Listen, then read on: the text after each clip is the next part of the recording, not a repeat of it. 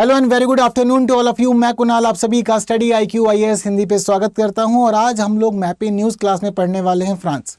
दरअसल फ्रांस की भौगोलिक विशेषताओं को पढ़ने का पीछे का रीजन है फ्रांस की राजनीतिक उथल पुथल। दरअसल एक साल में फ्रांस ने 4 प्रधानमंत्री बदल दिए हैं। लगभग 27 दिन की सत्ता संभालने के बाद में फ्रांस के प्रधानमंत्री सेबेस्टियन लोकर्नो ने इस्तीफा दिया और अब कल ही फ्रांस के राष्ट्रपति मैक्रो ने फिर दोबारा से सेबेस्टियन लोकर्नो को ही प्रधानमंत्री अपॉइंट कर दिया है। तो ये एक बड़ी राजनीतिक उछल पुथल से गुजर रही है पूरी की परिस्थिति। जरूरी है फ्रांस से जुड़ी सभी चीज़ों को हम लोग जाने समझे। तो ये बढ़ते हैं आगे और जानते समझते हैं फ्रांस को अच्छे से। सबसे पहले समझते हैं वैश्विक मानचित्र में फ्रांस की स्थिति। तो देखिए वैश्विक मानचित्र में फ्रांस की जो स्थिति है वो कहाँ पर, तो देखिए वैश्विक मानचित्र में फ्रांस मौजूद है पश्चिमी यूरोप में। ये पता होना चाहिए कि एग्जैक्ट लोकेशन कहाँ है, तो उसको पश्चिमी यूरोप का ही एक देश कहा जाता है। और पश्चिमी यूरोप के मामले में इसकी जो कुल क्षेत्रफल है वो क्षेत्रफल है 5,51,695 वर्ग किलोमीटर, 695 स्क्वायर किलोमीटर्स। ठीक है, राजधानी कौन सी है? राजधानी है भाई इसकी पेरिस, जो कि बहुत ज़्यादा फेमस, हम सभी बात जानते हैं। हालांकि फ्रांस की एक खास बात ये भी है कि दरअसल फ्रांस की ना कुछ तो स्थानीय क्षेत्र मतलब कुछ इसके अपने खुद के क्षेत्र हैं जो मुख्य भूमि में है, इसके अलावा इसके कुछ विदेशी क्षेत्र भी हैं। तो उसके ना 5 ऐसे क्षेत्र में विदेशी यानी कि दुनिया के अलग अलग हिस्सों में बटे हुए हैं और उन 5 क्षेत्रों पर भी इसका प्रशासन चलता है। तो कौन कौन से वो क्षेत्र हैं, तो देखिए इन क्षेत्रों के मामले में जो पहला नाम है वो ग्वाडेलूप है, फिर मार्टिनिक है, फ्रेंच गुयाना है, रियूनियन है और मायोट है। ये 5 इसके विदेशी क्षेत्र हैं जो आप लोग को पता होना जरूरी है। इसके साथ साथ अब ये जरूरी है कि जब इतनी बातों को समझ लिया तो सबसे पहले हम समझे कि ये किन किन के साथ में सीमा साझा कर रहा है, यानी कि कौन से जल निकायों के साथ सीमा साझा कर रहा है और कौन कौन से देशों के साथ सीमा साझा कर रहा है। तो उत्तर में समझना शुरू करते सबसे पहले, और उत्तर में इसकी सबसे पहले जो सीमा साझा होती है, तो उत्तर में सीमा साझा सबसे पहले होती है इसकी इंग्लिश चैनल के साथ में। यानी कि ये जो उसका पॉइंट है, जो एरिया है, ये पूरा का पूरा एरिया यहाँ पर जो कहलाता है, ये हिस्सा कहलाता है इसका इंग्लिश चैनल वाला हिस्सा। तो यहाँ सबसे पहले सीमा साझा कर रहा है ये इंग्लिश चैनल के साथ में। इंग्लिश चैनल के साथ सीमा साझा करने के बाद जो इसकी दूसरी खास स्थिति है वो ये स्थिति है कि दरअसल यहाँ इंग्लिश चैनल में सीमा साझा करने के बाद में ये दरअसल अब आगे की जो सीमा साझा कर रहा है वो सीमा साझा करने वाला है अब देशों के साथ में। तो पहले इंग्लिश चैनल की स्थिति समझ ली। अब इंग्लिश चैनल की स्थिति को समझने के बाद में हम लोग ये समझते हैं कि आगे का मामला क्या रहने वाला है। तो इंग्लिश चैनल के बाद में जो अलग अलग देश हैं, उन देशों में जो पहला देश है वो देश कौन सा है? पहला देश है यहाँ पर बेल्जियम। ठीक है, तो बेल्जियम के बाद जो दूसरा देश है वो है यहाँ पर लग्जमबर्ग, फिर जर्मनी, स्विट्जरलैंड और इटली। ठीक है, तो एक एक देश को सीक्वेंस में समझते कौन कहाँ से किसका सीमा साझा इस प्रकार से इसकी कर रहा है। तो सबसे पहले यहाँ जो देशों की स्थिति है, ये जो सीमा है, ये सीमा है यहाँ पर हमें देखने को मिलती है बेल्जियम की। ठीक है, तो ये इसका बेल्जियम। ठीक, बेल्जियम के बाद छोटी सी भूमिया सीमा साझा कर रही है इसकी लग्जमबर्ग। लग्जमबर्ग के बाद में एक बड़ी भूमि, यानी कि ये जो सीमा है यहाँ पर लग्जमबर्ग वाली होगी। लग्जमबर्ग के बाद ये नीचे का एक बड़ा हिस्सा इसका सीमा साझा कर रहा है जर्मनी का, यानी कि जर्मनी यहाँ पर सीमा साझा करने वाला तीसरा खास देश हो गया इसके साथ में। तो ये 3 देश हो गए इसके। तो बेल्जियम तो वैसे उत्तर पूर्व का देश है, लग्जमबर्ग की स्थिति भी उत्तर पूर्व वाली है। हालांकि उत्तर पूर्व के मामले में और साथ ही पूर्व के मामले में जर्मनी सीमा साझा कर रहा है। वहीं पूर्व में एक और देश जुड़ा हुआ है जिस देश का नाम है स्विट्जरलैंड। ठीक है, तो स्विट्जरलैंड के बाद में हम लोग देखते हैं कि स्विट्जरलैंड के साथ साथ एक और नीचे देश है, इसका नाम है इटली। तो काफी सारे देश हैं, बेल्जियम, लग्जमबर्ग, जर्मनी, स्विट्जरलैंड और इटली। इसका जो दक्षिणी हिस्सा है, ये पूरा का पूरा दक्षिणी इसका सीमा साझा कर रहा है खासतौर पे इसका भूमध्य सागर से। तो ये जो जल क्षेत्र है ये भूमध्य सागर का क्षेत्र है और भूमध्य सागर काफी अच्छे से सीमा साझा कर रहा है इसके साथ में। भूमध्य सागर के बाद में हम ये देखते हैं कि दक्षिण में यहाँ पर एक और देश है, इसको कहते हैं स्पेन। तो स्पेन की एक बड़ी सीमा इसके साथ लगती है। हालांकि यहाँ पर एक छोटा सा देश भी है और देश को कहा जाता है एंडोरा। तो एंडोरा के साथ भी सीमा साझा कर ही रहा है। इसके अलावा आते हैं हम लोग पश्चिम में। तो पश्चिम में यहाँ पर मौजूद है एक महासागर, और वो महासागर है अटलांटिक महासागर। तो यहाँ पर अटलांटिक महासागर के साथ में सीमा साझा की जा रही है और काफी अच्छे से यहाँ पर सीमा जुड़ी हुई है अटलांटिक महासागर के साथ में।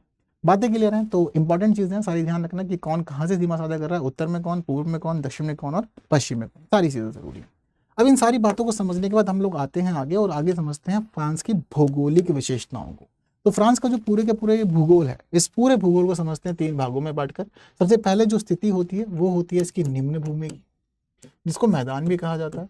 निम्न भूमि के बाद हम लोग पढ़ेंगे यहाँ पर उच्च भूमि है, जिसको पठार कहा जाता है। और पठारों के बाद में हम लोग यहाँ तीसरी स्थिति पढ़ने वाले हैं इसके पर्वतों की। ये 3 अब स्थितियां हमें यहाँ पर ध्यान देनी है। सबसे पहली बात करेंगे हम निम्न भूमि की, और निम्न भूमि उपजाऊ क्षेत्र होता है, कृषि प्रधान क्षेत्र होता है, जनसंख्या यहाँ पर अच्छी स्थिति में बसती है। तो इस पूरे मामले में सबसे पहला और इंपॉर्टेंट क्षेत्र है इसका पेरिस बेसिन, और जो पेरिस बेसिन है वो पेरिस बेसिन इस वाले एरिया में पड़ता है। ये वाला जो हिस्सा हमें देखने को मिलता है, ये पूरा का पूरा हिस्सा हमें यहाँ पता चलता है कि ये पेरिस बेसिन का हिस्सा है, यानी कि जो खास आपको मैदान दिख रहा है, जो हरे हरे क्षेत्र देख रहे हैं आपको ना, ये पूरे हिस्सा जो सीन नदी के आसपास है, ये सीन नदी के आसपास का हिस्सा कहलाता है पेरिस बेसिन, और यहीं पे ही राजधानी इसकी पेरिस भी मौजूद है, इसी से नाम जोड़ करके इसको पेरिस बेसिन कहा जाता है। तो सीन नदी के आसपास का जो हिस्सा है इसको पेरिस बेसिन के रूप में जाना जाता है। मैदानी क्षेत्र है, उपजाऊ भूमि है, चूना पत्थर की मिट्टी देखने को मिलती है, गेहूं शुगर बीट की यहाँ पर खासतौर पर खेती करने का काम किया जाता है, और कुछ खास बड़े बड़े शहर भी यहाँ पर इसमें शामिल हैं, जैसे कि हम लोग माने कि जो पूरा का पूरा पेरिस बेसिन है, इसके अंदर पेरिस का शहर तो आएगा, इसका इंपॉर्टेंट है, इसके अलावा एक शहर इसका रुआ, ये भी इसमें शामिल है, और रिम्स ये भी इसका शामिल है। तो इसके बड़े क्षेत्र हैं पेरिस, रुआ, रिम्स, ये सारे भी इसी वाले क्षेत्र में पड़ते हैं, और ये इसके बड़े औद्योगिक क्षेत्र हैं। पेरिस निम्न भूमि के बाद में, या पेरिस बेसिन के बाद जो दूसरा यहाँ पर इसका इंपॉर्टेंट क्षेत्र बनता है वो बनता है अक्विटेज बेसिन। तो अक्विटेन बेसिन यहाँ पर तीसरा इंपॉर्टेंट क्षेत्र है। अभी अक्विटेन बेसिन का हिस्सा कौन सा और कहाँ पड़ता है अक्विटेन बेसिन?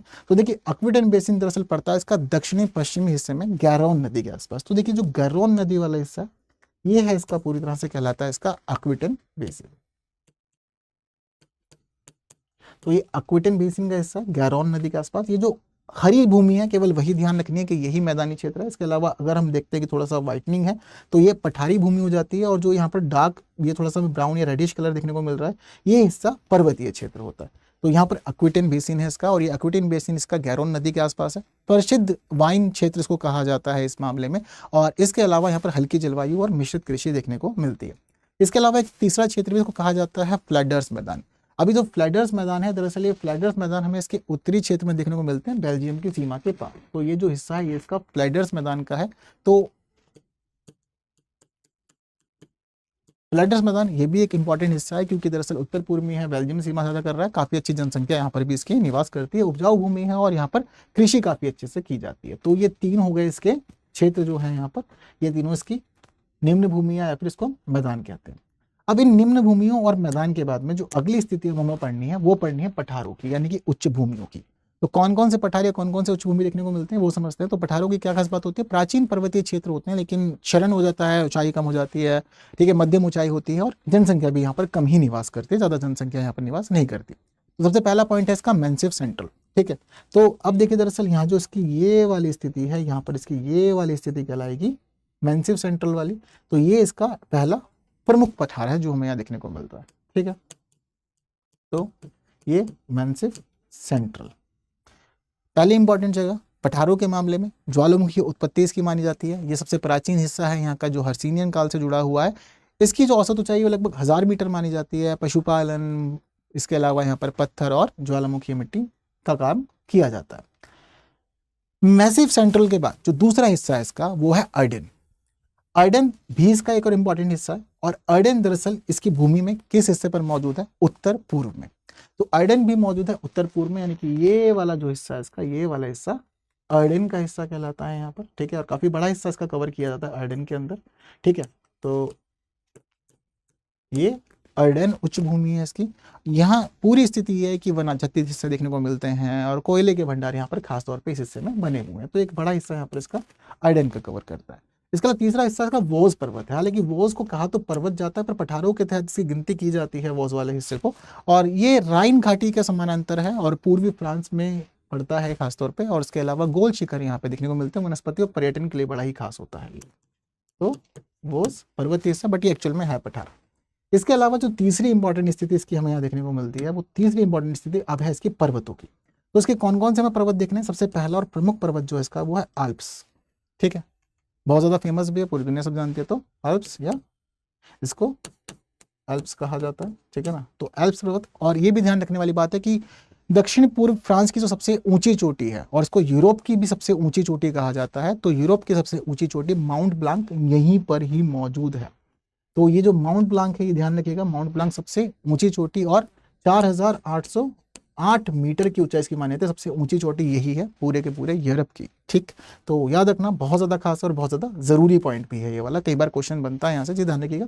यहाँ की जो चोटियाँ हैं वो खासतौर पर वन से आजादित हैं और साथ ही स्की रिजॉर्ट देखने को मिलते हैं। रॉन और ईजर नदियों का उद्गम भी यहाँ से होता है, जो कि खास हिस्सा बना हुआ है यहाँ पर, तो चीज़ें इसके लिए ध्यान रखिएगा। इसके अलावा दूसरा इंपॉर्टेंट हिस्सा कौन सा है, तो दूसरा हिस्सा जो पर्वतीय महत्वपूर्ण इसका वो है पिरेनीज। अब पिरेनीज का हिस्सा दरअसल यहाँ दक्षिण में मौजूद है,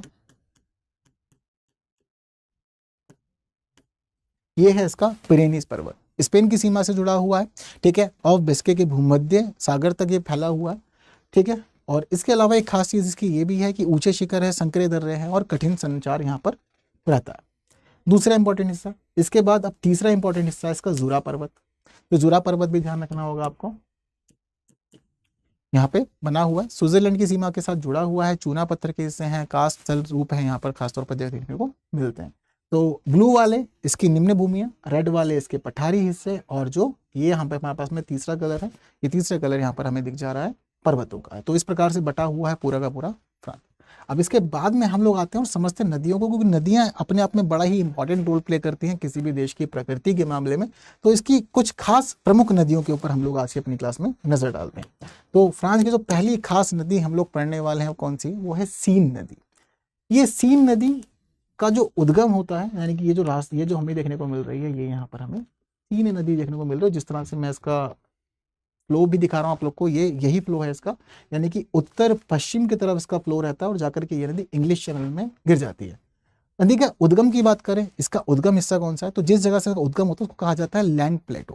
क्या कहा जाता है इस हिस्से को, लैंग प्लेटो का हिस्सा इसको कहा जाता है। यहाँ से इसका उद्गम होता है, यानी कि लैंग पठार से उद्गम होता है, इस वाले पॉइंट से इसका उद्गम है और यहाँ से अच्छा खासा सफर तय करती है। प्रमुख शहर फ्रांस, रॉन से बहती हुई आगे जाती है और इंग्लिश चैनल में नदी गिर जाती है। तो उत्तर पश्चिम की दिशा में इसका प्रवाह है, इंग्लिश चैनल में समाप्त हो जाती है। हालांकि इसकी कुछ खास सहायक नदियां भी हैं, मार्ने और ओइस। इसके अलावा खास नगर, जिस तरह की आपको मैंने इसको दिखाया, एक बड़ी महत्वपूर्ण नदी है और नौवहन के लिए काफी चर्चाओं में रहती है। तीन नदी के बाद जो दूसरी इंपॉर्टेंट नदी हो जाती है अब फिलहाल फ्रांस की, वो नदी है लॉयर नदी। तो अब यहां हमें देखने को मिलती है, ये है इसकी लॉयर नदी, और इसकी लॉयर नदी का उद्गम होता है मैसिफिन सेंट्रल भूमि से, यानी कि जो इसका पठारीय भूमि है मैसिफिन सेंट्रल, वहां से इसका उद्गम होता है। और ये सबसे लंबी नदी भी है यूरोप की। तो सबसे लंबी, सॉरी यूरोप नहीं, फ्रांस की सबसे लंबी नदी है ये। तो फ्रांस की सबसे लंबी नदी है, उद्गम होता है मैसिफिन सेंट्रल से। मैसिफिन सेंट्रल से उद्गम के बाद काफी अच्छा खासा सफर तय करती है ये, और सफर तय कर अंत में जाके गिर जाती है ये अटलांटिक महासागर में। कुछ सहायक नदियां इसकी अलिये, शेर, वियन। ठीक, इसके अलावा यहाँ पर इसकी एक लॉयर वैली भी मौजूद है जो इसी नदी से जुड़ी हुई है, और लॉयर वैली को तो शामिल किया गया है यूनेस्को विश्व धरोहर स्थल में भी। ठीक है, तो ये वाली चीजें भी थोड़ी सी ध्यान रखिएगा।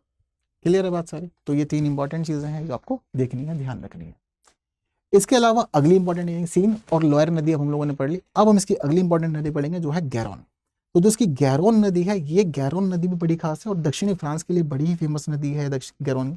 गैरोन का उद्गम होता है पायरेनीज पर्वत हिस्से से, और यहाँ से उद्गम के बाद ये नदी अच्छा खासा सफर तय करते हुए जाके गिरती है अटलांटिक महासागर में। हालांकि अटलांटिक महासागर में जहां ये नदी गिरती है वहां बनाती है ये गिरौंद मुहाना, और यहाँ गिरने के साथ साथ ये भी ध्यान रखिएगा कि इस दौरान कुछ खास नदियों से पानी लेते, इसमें शामिल है डॉर्डन, टॉन। ठीक, तो ये भी चीजें याद रखने वाली है। तो गैरोन नदी इसकी एक प्रमुख नदी, और इन तीन नदियों के बाद एक और इसकी जो खास नदी अब हम लोग को पढ़नी है, वो इसकी चौथी खास नदी है रोन नदी। तो रोन नदी के ऊपर भी डालते हैं हम लोग अब नजर। तो रोन नदी की खास बात क्या है कि जो रोन नदी है, इस रोन नदी का उद्गम का जो हिस्सा है वो उद्गम है स्विस एल्पस, यानी कि यहाँ से इसका उद्गम होता है एल्पस पर्वत के थोड़ा सा पश्चिम से, और यहाँ से उद्गम के बाद ये नदी अच्छा खासा बहती है और जाकर बहते हुए सीधा गिर जाती है ये भूमध्य सागर में। तो कुछ खास सहायक नदियां भी हैं, सोन, इजराइल इसकी, और वहीं कुछ खास शहरों से गुजरती है, नौवहन के लिए बड़ा ही महत्वपूर्ण रहती है। तो चारों नदियां ध्यान रखिएगा, जो आप लोग को मैंने यहाँ पर पॉइंट्स में क्लियर किए।